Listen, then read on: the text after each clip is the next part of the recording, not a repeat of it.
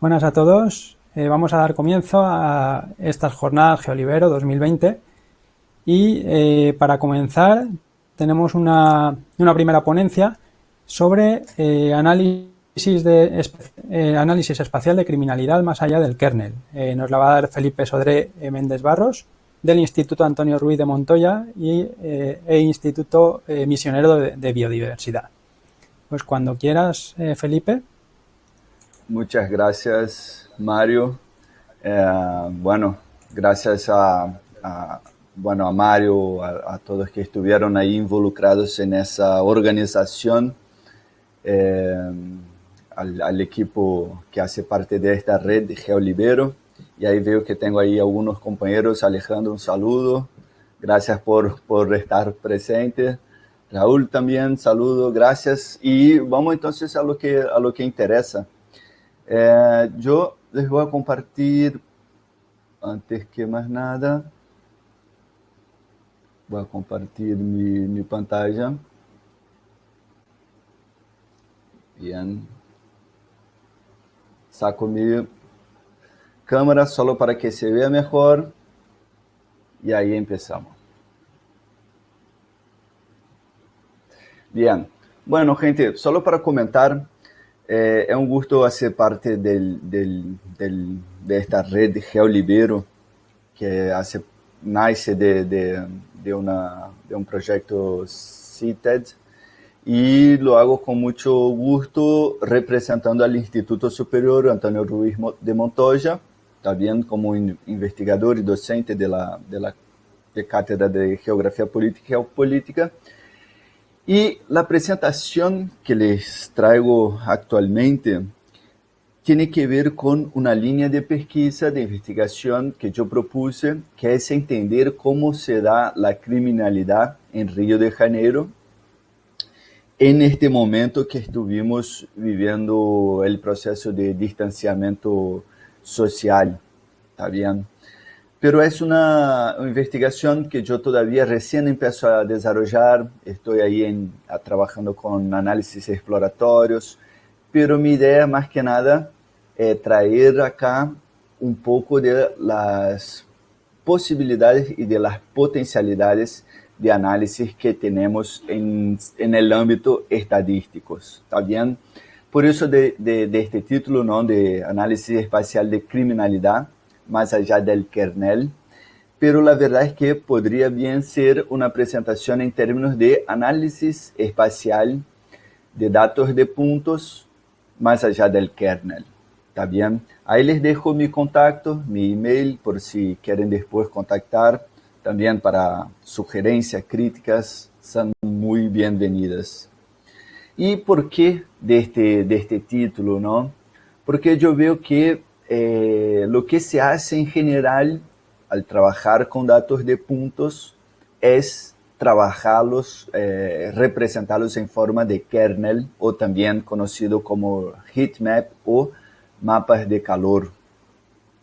De hecho, es una forma bastante sencilla de interpretar el patrón de distribución espacial, y es la manera más popular de representar los datos espaciales estructurados en geometrías de puntos.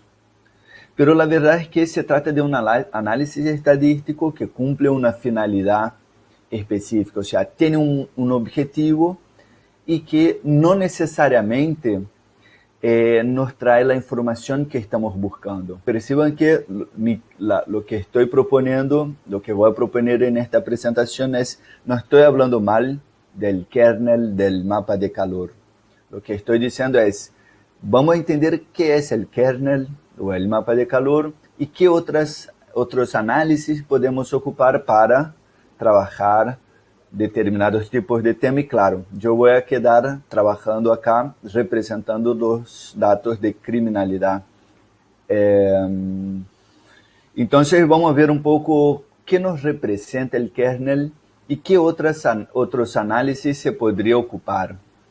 Entonces, como comenté, en términos de criminalidad, tenemos distintos eventos o fenómenos de criminalidad, y yo me voy a quedar con tiroteos en el municipio de Río de Janeiro, también desde 2017 hasta 2019, porque es un periodo que yo estoy intentando entender cómo es cómo es la distribución antes de la pandemia, y después voy a hacer lo mismo para entender cómo fue en el periodo de pandemia. Perciban que yo tengo acá datos espaciales, pero también yo tengo datos temporales, porque yo tengo la fecha cuando ocurrieron estos fenómenos de tiroteos. Pero yo no voy a trabajar con datos, con análisis espacio-temporal, ¿está bien? Eso va a haber una ponencia bastante interesante por un grupo bastante importante, Luis Vázquez, de México, en el marco de esta jornada. Y les recomiendo, yo voy a estar ahí como asistente para aprender un poco más de este tipo de análisis espacio-temporal. Acá yo voy a trabajar más con análisis espaciales. Bueno, entonces vamos a hablar un poquito de qué se trata el kernel, ¿no? Es un análisis que, en resumen, se trata de analizar la densidad o la intensidad de puntos. Es importante comentarles que densidad es distinto de intensidad, pero en análisis espaciales ya se quedó como sinónimos densidad y la intensidad. Lo interesante de hablar lo correcto sería hablar en intensidad, pero lo interesante de hablar como densidad es que torna más fácil su comprensión, ya que me imagino que acá muchos conozcan el concepto de densidad poblacional, al cual tenemos la población dividida por una determinada cantidad de área, ¿está bien? Entonces, y es justamente de lo que se está trabajando con el kernel, es la cantidad de puntos por una determinada cantidad de área. Y la idea es básicamente identificar el patrón de distribución espacial a partir de las observaciones existentes, y nos informa a partir de eso un valor esperado de puntos a cada subárea, considerando todo el área de estudio. ¿Está bien? Entonces yo puse acá la intensidad como la cantidad, el número de puntos, la cantidad de puntos o de observaciones por el área. ¿Y qué área? ¿De qué área estamos hablando? Perciban acá que yo tengo todo un área que se podría estar analizando, pero yo estoy trabajando solo con el área gris. ¿Está bien? Vamos a suponer que acá sea el municipio de Río, las observaciones de tiroteos, y lo que estamos haciendo es, aparte a las observaciones que tenemos, es recurrir a toda el área de análisis que tengo, que es esta área en gris, y en base a un radio de búsqueda, llamado acá en inglés como bandwidth, yo aplico, o sea, yo hago un conteo de cuántas observaciones tengo, y aplico una suavización. Y esa suavización va a estar relacionada con el área definida por el radio de búsqueda. ¿Está bien? A esta área es que estamos haciendo el análisis de intensidad.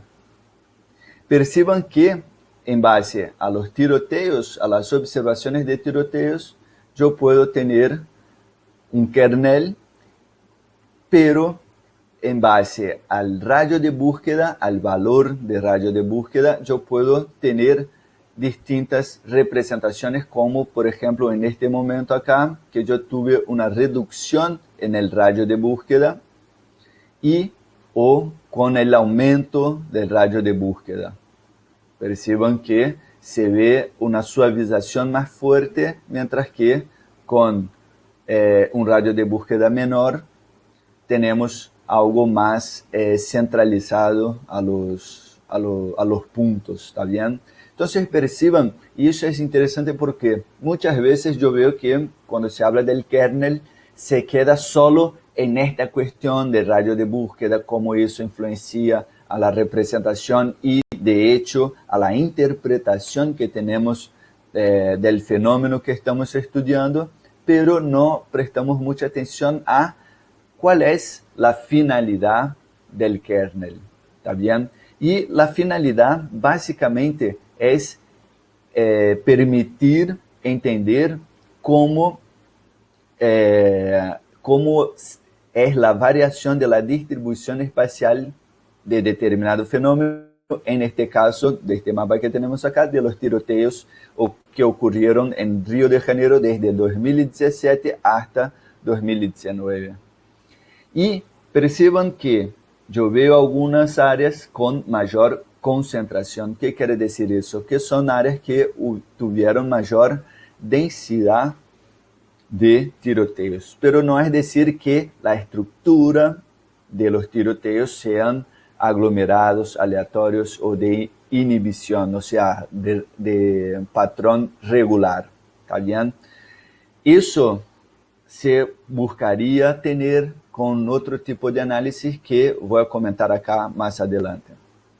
Y lo interesante es que en base a lo que estoy visualizando acá, yo puedo asociar o rechazar una hipótesis que es la hipótesis del proceso puntual, ya que es un fenómeno que yo estoy trabajando con la geometría de puntos, homogéneo de modelo de Poisson. Poisson es un tipo de distribución estadística, ¿está bien? Y este tipo homogéneo de Poisson es un modelo hipotético en el cual considera que la intensidad, o ya como estamos trabajando acá como sinónimos, la intensidad o densidad de observaciones es constante en la región de estudio.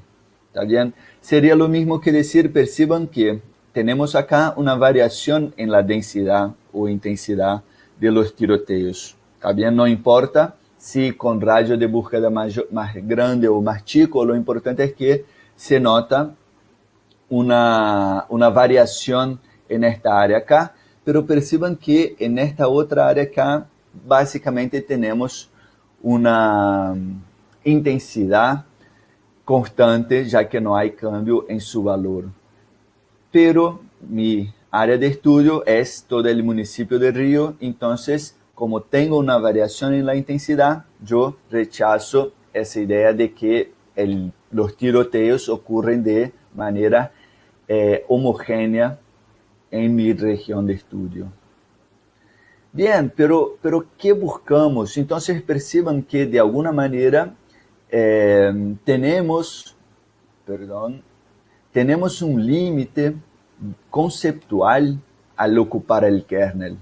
No estoy diciendo que está mal que no se ocupa, pero básicamente lo que nos representa es eso. Si podemos considerar que nuestro fenómeno es un fenómeno homogéneo con estructura de distribución de Poisson o no. Y en base a eso yo puedo ocupar otros tipos de análisis. Es claro que se ocupa mucho el kernel por una cuestión de ser bastante sencillo, de facilitar la interpretación y percibir dónde hay áreas de mayor densidad de ocurrencia de este fenómeno. ¿Está bien? Entonces, por más que sea así, se limita a eso. Y lo interesante es cuestionarnos a nosotros mismos, es qué buscamos responder al trabajar con datos de, en este caso, criminalidad o violencia. Podría ser qué estamos buscando responder al trabajar con datos de biodiversidad, qué estamos buscando responder con la ubicación de las paradas de colectivo. No importa cuál es el fenómeno que estamos estudiando, lo importante es pensar qué estamos buscando responder. En base a eso, yo hice acá una lista básica de cosas que yo estaría buscando, ¿está bien? Entonces yo buscaría entender primero dónde ocurren, o sea, tener los datos. Una vez que tengo los datos, sé dónde ocurren. ¿Cómo varía su distribución en el espacio? Bueno, acá ya podría entrar un análisis de kernel o de mapa de calor. ¿Qué estructura espacial poseen? Acá no acá ya tendría que, para contestar a esta pregunta, ya tendría que ocupar otros análisis. Y suelen ocurrir con mayor frecuencia cerca a algún establecimiento. Por ejemplo, si estarían la criminalidad asociada a la existencia de bancos, estaría asociada a la existencia de escuelas o comisarías. ¿Qué características sociales, económicas, de habitación, etcétera, influencian en su existencia? Entonces, básicamente, para estas dos primeras preguntas podríamos ocupar bien el kernel. Pero después, cuando vamos a querer entender, a interpretar qué estructura espacial poseen, y principalmente si suelen ocurrir aglomerados y a qué distancia, podemos ocupar el análisis de segunda orden, como la función K de Ripley, que es bastante famosa, en la cual tenemos los puntos y se hace una medición de la distancia de cada punto a todos los demás puntos, a todas las demás observaciones, y se hace eso para todas las observaciones. ¿Está bien? Entonces, se llama a este tipo de análisis, se llama de análisis de segunda orden o de escala local, porque permite, incluso independiente de la escala, saber cuándo hay una tendencia de los puntos ocurrirem aglomerados o aleatórios o incluso de manera regular. ¿Está bien? Perciban que yo no estoy preocupado cómo ellos están variando en mi área de estudio, que en este sentido acá sería este cuadrado. Yo estoy preocupado en entender si hay una interacción entre mis observaciones, o sea, a qué distancia en promedio ellas suelen ocurrir próxima una a las otras. Y la respuesta que tenemos es un gráfico. Y eso es bastante interesante porque nos abre la posibilidad de interpretar la información espacial más allá del mapa, ¿está bien? Y más allá del kernel. Entonces, ¿cómo es este gráfico que tenemos? En este gráfico tenemos una línea roja, que es la hipótesis nula, que es la hipótesis de que las ocurrencias de cualquier fenómeno que estemos trabajando ocurre de manera aleatoria. ¿Está bien? Pero para saber si ocurre de manera aleatoria, tenemos que hacer simulaciones de esta hipótesis ocupando la misma información de densidad de los datos que estamos trabajando. Y entonces, en base a eso, tengo el área gris, donde cualquier cosa, cualquier valor estimado, que es la línea preta, con mis datos, que figuren en esta área gris, yo digo que ocurren, sea de manera aglomerada, cuando yo tengo valor positivo, o regular, cuando es negativo, pero sin tener desviación significativa de la hipótesis nula. O sea, puede ser que tenga una tendencia de ocurrir aglomerado o incluso regular, pero yo no puedo decir que haya una desviación de la hipótesis nula. O sea, yo puedo seguir diciendo que no importa si es aglomerado, a veces regular, yo digo que es de una manera aleatoria. ¿Está bien? Acá, cuando hay una desviación, cuando salimos del área gris, tenemos ahí sí una desviación de la hipótesis nula y decir que en una determinada distancia hay una tendencia de que haya una inhibición o una regularización de estos fenómenos, de la observación de estos fenómenos, o incluso de que los mismos ocurran siempre de manera sistematizada a una determinada distancia de cada observación.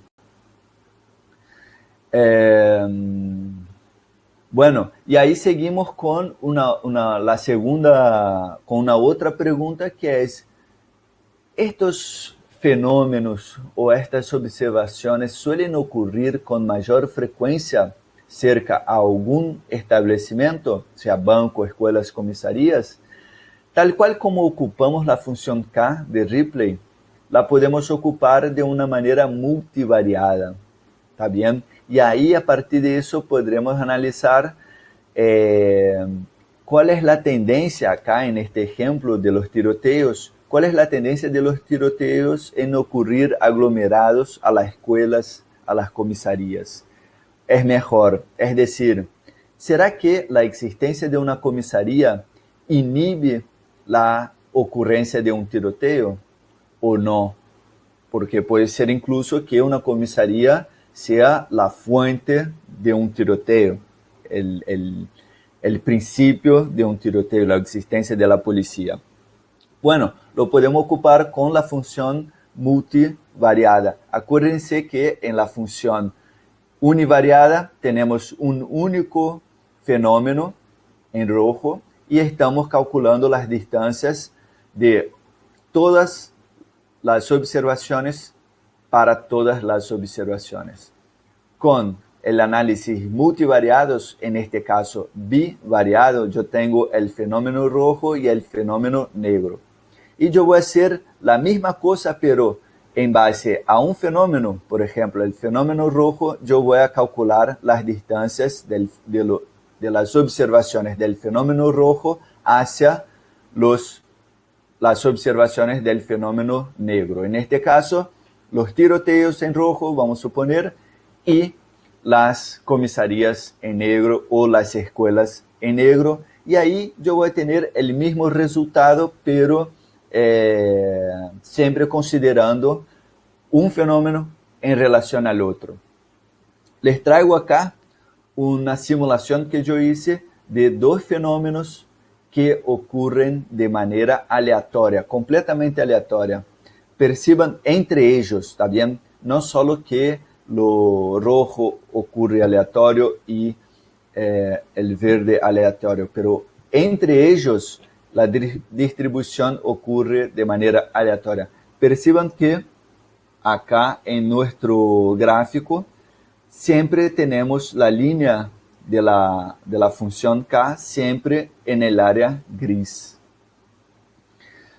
Cuando tenemos el fenómeno rojo aglomerado a los fenómenos verdes, tenemos una desviación significativa de la hipótesis nula, ¿está bien? Que sería el área gris, indicando que hay una aglomeración de los fenómenos rojos en función de los fenómenos verdes. O sea, siempre que hay un fenómeno verde, hay observaciones del fenómeno rojo muy cerca.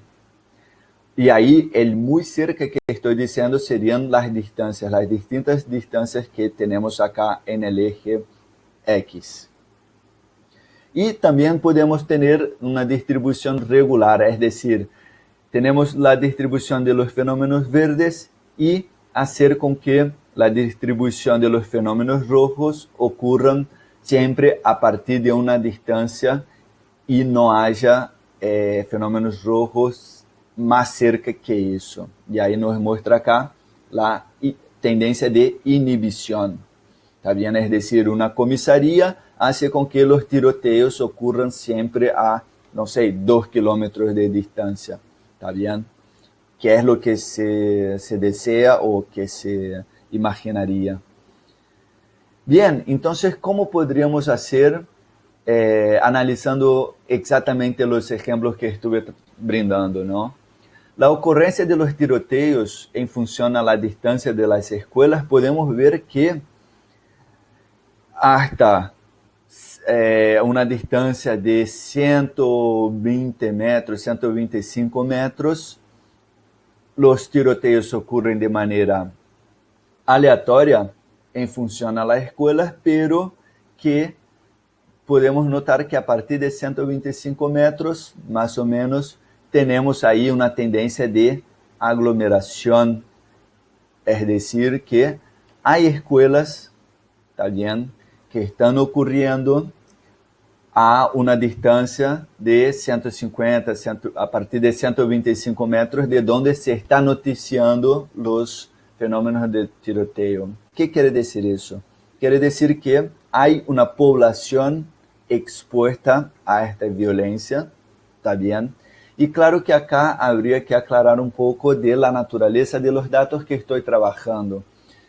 El dato de los tiroteos, estamos trabajando con una información fornecida por la población. Hay una aplicación donde uno puede notificar los tiroteos. Entonces puede ser que distintas personas en un mismo barrio estén notificando un mismo evento de tiroteo. Y por eso esa tendencia de aglomeración, ¿está bien? Las escuelas, yo estoy ocupando datos del OpenStreetMaps, entonces también no estoy seguro si están todas las escuelas del municipio de Río de Janeiro. Y si analizamos con las comisarías, ¿será que la existencia de comisaría inhibe la existencia de tiroteo? De hecho, vemos que, aunque haya acá una desviación significativa a unos 75 metros de la comisaría, pero no creo que sea tan significativo porque justo vuelve al área de simulación aleatoria, ¿está bien? Entonces, yo diría que hasta 200 metros, o más incluso, 275 metros, hay una tendencia de ocurrir, de existir tiroteos de manera aleatoria, independiente de la existencia de la comisaría. O sea, yo diría acá, por ser aleatorio, que las comisarías, la existencia de comisarías en el municipio de Río de Janeiro de 2017 a 2019 no influenciaron la existencia de tiroteos.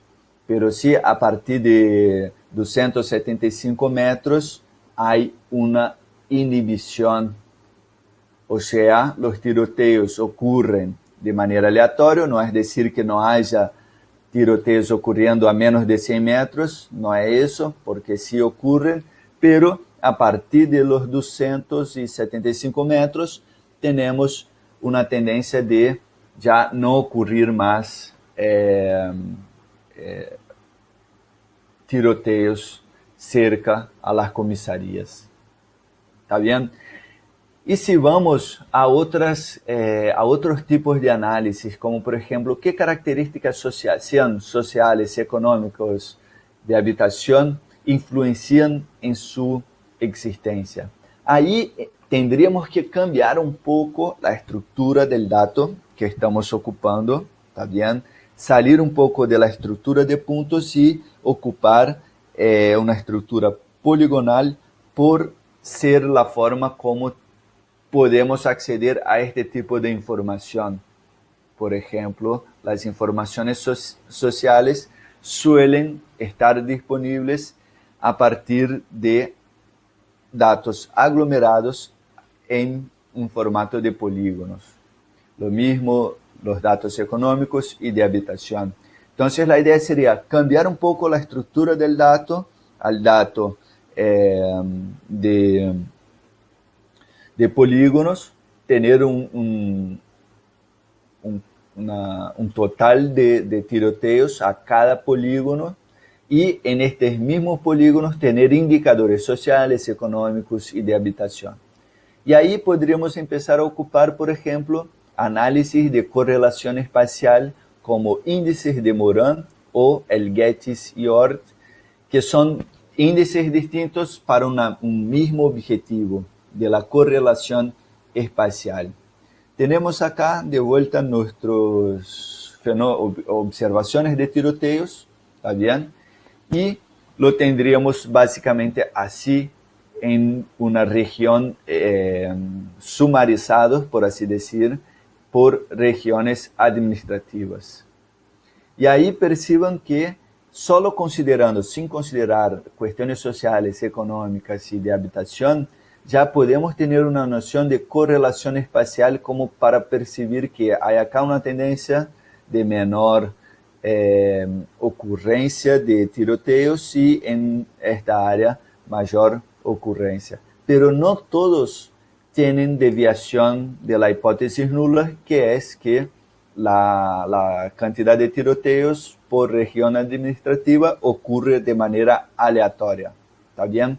Y acá tenemos, solo considerando esa cuestión espacial, solo Madureira, que es un barrio de Río de Janeiro, y Jacarepaguá son los barrios que tienen desviación significativa, indicando que son los barrios donde los vecinos tienen gran cantidad de ocurrencia de tiroteos y ellos también.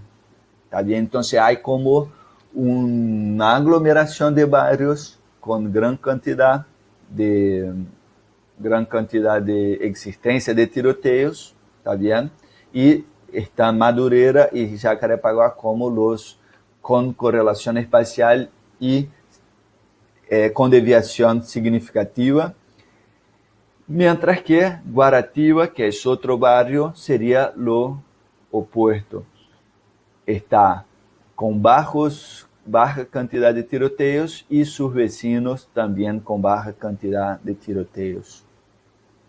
Sí, y ahí sería la línea de investigación por donde debo seguir, que es al incluir en las regiones administrativas informaciones de indicadores sociales, económicos y de habitación, yo voy a poder, más allá de hacer este análisis puramente espacial, poder identificar por qué Guaratiba es tan bajo y sus vecinos son bajos. ¿Será que hay una cuestión social? ¿Será que es una cuestión económica? ¿Será que es una cuestión de habitación? Lo mismo para estos barrios de alta cantidad de tiroteos. Pero eso es algo que yo todavía no desarrollé y por eso me quedo solo en esta primera abordaje. Así que agradezco a todos que estuvieron presentes. Me quedo a disposición. Por ahí, si no hay nada específico, una pregunta específica, pero quieren charlar más, les dejo mi email. Y básicamente eso. Muchas gracias. Gracias, Felipe. Muchas gracias por la presentación, muy interesante, muy completa. Y pues el chat está abierto. A ver si quiere preguntar, si queréis preguntar. De todas formas, también, como el vídeo estará disponible después en la página web del evento, si alguien no lo va a seguir en directo y lo va a ver después, puede preguntar. En la última diapositiva estaba la dirección de email de Felipe, por lo tanto podéis preguntar a través de directamente escribirle. Esperamos un poco más a ver si hay alguna pregunta. Mientras comentabas que de momento ¿tienes previsto hacer algún estudio más sobre esos mismos datos? Sí que has comentado, de momento habías dejado ahí, ¿no? Claro, hasta ahí yo llegué. En realidad mi intención ahora es justamente trabajar con los datos aglomerados, como yo por regiones administrativas, justamente para poder entender bajo otros elementos como indicadores sociales, indicadores económicos, y poder modelar estadísticamente para entender isso, qué elementos representan mayor influencia en la cantidad de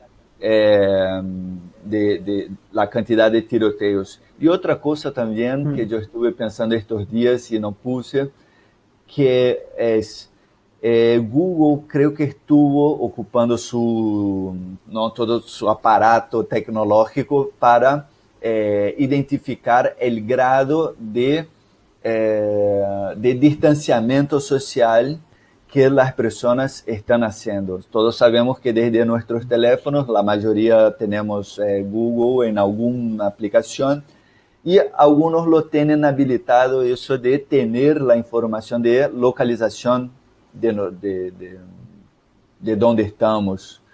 Y en base a eso, Google estuvo trabajando con eso, incluso publicando informes diciendo cuál es el grado por ciudad, si no estoy equivocado, de cumplimiento del distanciamiento social. Y la idea era un poco también trabajar con estos datos. Entonces es un trabajo que recién empieza. Entonces también comento a los que nos están acompañando ahora o a los que nos miren a futuro, que por ahí si tienen alguna idea, quieren charlar, pueden contactar porque es un proceso que también se hace importante la lluvia de ideas para probar cosas. Y como yo decía, yo traje el abordaje conceptual, sin profundizar mucho, claro, pero y traje con el tema de la violencia. Pero eso puede ser ocupado para otros elementos que sean otros fenómenos, por así decir, ¿no? Entonces me pongo a disposición también a los que tengan interés. Acá veo que Raúl Antonio. Sí, hay una pregunta, sí. Dentro del indicador social considero que hay que agrupar los grupos de criminales en base al patrón de acción. Claro, total, Raúl. Yo estuve trabajando y eso es muy difícil porque hay un cambio. Voy a llamar las villas en Río.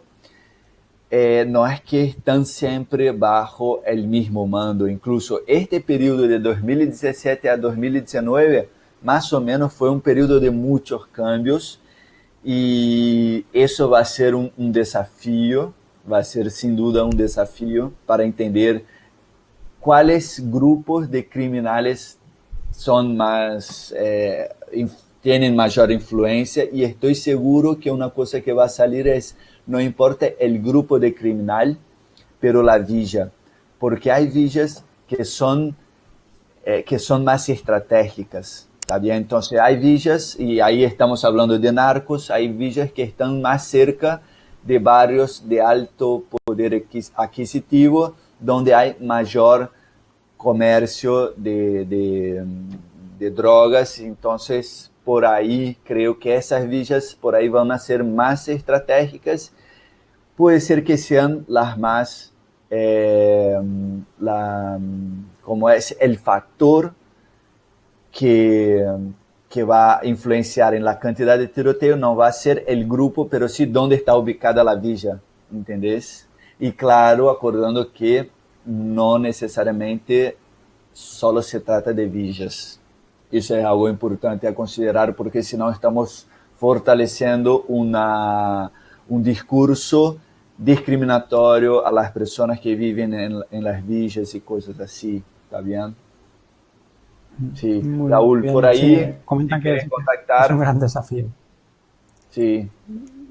Sí, muy bien. Pues nada, la verdad es que muy, muy interesante. O también pues otros cálculos con relojes ahorísticos en función de las horas, eso también. Análisis, la verdad es que hay muchísimo para hacer. Comentan que sí que han hecho grupos, que sí que comentó que en su país hizo un análisis de grupos identificando 3 anillos de incidencia. Sería Mira, otro muy tipo de interesante, análisis. Raúl. Si podés contactarme, así seguimos charlando para que yo conozca este trabajo que hiciste, y la idea de esta jornada es justamente eso, o sea, permitir mayor interacción. Así que con gusto, si podés o si querés, no sé si queda privado el mensaje, pero me interesaría conocer lo que hiciste para poder quizás incorporar, colaborar y no sé. Muy bien. Pues a ver si hay alguna pregunta más. Y si no, pues que sí que contactará. Sí que ahí pueden salir muchos análisis con esos datos. Damos por finalizado entonces la ponencia aquí. Muchas gracias, Felipe, gracias a todos los asistentes. Como he comentado, si tenéis alguna duda posterior, y tenéis la dirección de Felipe en la última diapositiva y podéis contactar con él. continuaremos después con más ponencias y con varios talleres durante toda esta semana. Muchas gracias. Bien. Muchas gracias, gracias Mario. Gracias, Raúl. Gracias, Alejandro también. Y Raúl, ahí te voy a contactar. Bueno, gente, saludos. Bueno. Buen día. Saludos. Hasta luego.